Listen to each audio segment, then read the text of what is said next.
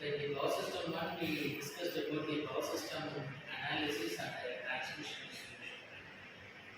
In power system two, the latter part of power system analysis and power system operation and control were being discussed. But one of the important topic in power system is power system protection, because all the components which present in the power system are very costly. If you take the starting from the generator to the transmission lines and transformers, each component will come up to lakhs and lakhs of rupees. And also proper protection. If you are not giving proper protection, then automatically the particular equipment is vulnerable to faults, and those faults can make irreparable damage to the particular component. And if the fault occurs, the component is not being immediately addressed, then the insulation which is present inside the component starts to melt. So if you want to make the component come into action, those insulation has to be laid again. That will be a very tedious process. So the power system protection is one of the important topic in the power system concepts, because each and every equipment is present inside the power system has to be protected properly with multiple level of layers. Protection layer 1, protection layer 2, like that the layer will goes up.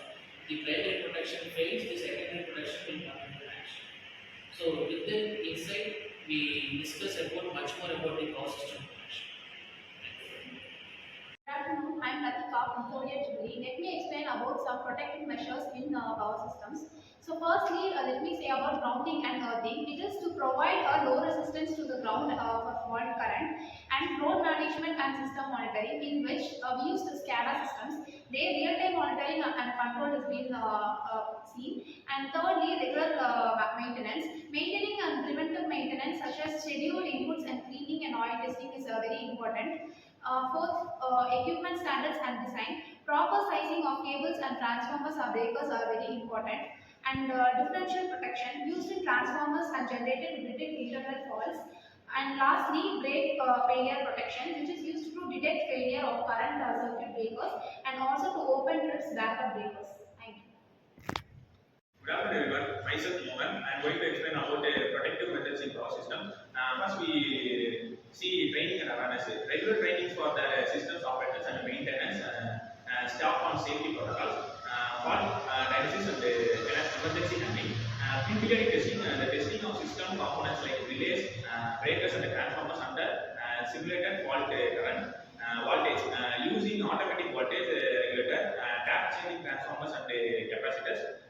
Next on the preparing backup power systems like diesel generators and battery plants, developing operators strategies for handling systems, failures and extreme debt, self-protection, SCADA supervises controls and data acquisitions for real-time monitoring. Thank you. I'm going to talk about protective methods in power system. In power system, protection is a system of devices and practices to used to detect and isolate faults in the electrical network. It is main goal to ensure safety, prevent equipment damage, and maintain stability to the power grid. The key components of power system is to protect relays, circuit breakers, and voltage transformer and fuses. Each plays a unique role in detecting abnormal condition and quickly disconnecting the fault apart from the rest of the system. I'm going to talk on overview of protection method in power system. First one is overcurrent protection.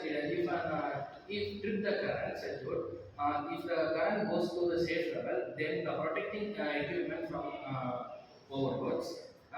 Differential protections are compare incoming and outgoing current.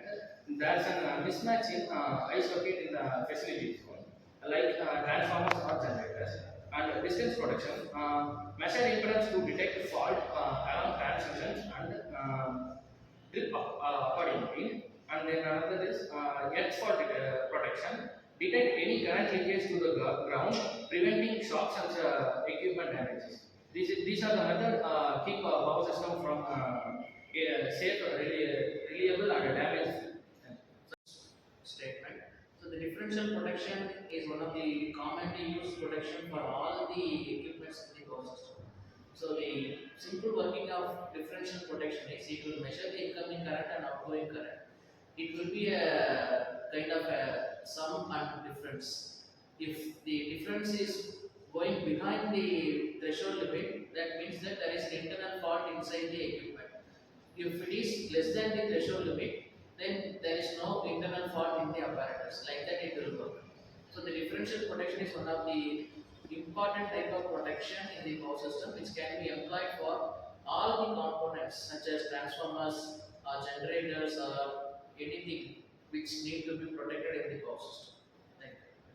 I'm going to talk about the protection system in power system, advantages and disadvantages. Advantages, fault occurs in a system, it isolates the circuit by relays or circuit breaker to prevent the human life from which electric current.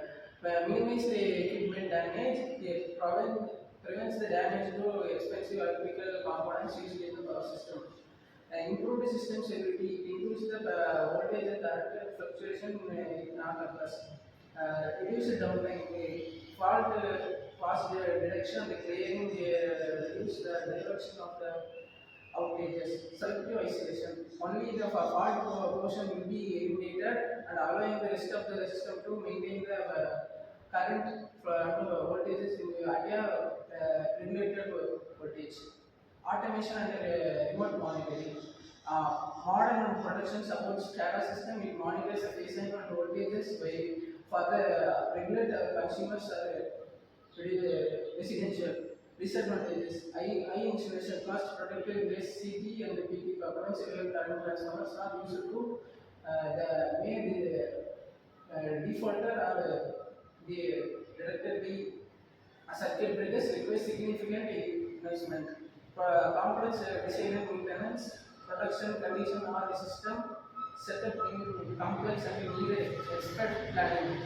False stripping, if any incorrect settings are relying on malfunction, may disconnect from the circuit breaker.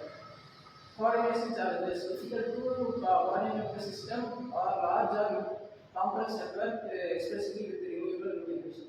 Thank you. That was a very valid pros and cons regarding the power system protection.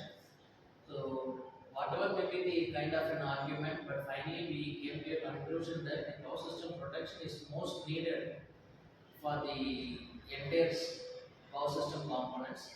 If we are compromising the power system protection, then automatically we are putting the personal safety in the big question mark, and also the lifetime of the equipment will be drastically reduced if it is attempted to more number of faults. So thank you. We have a very good discussion regarding the power system protection. We will be discussing another interesting topic in the upcoming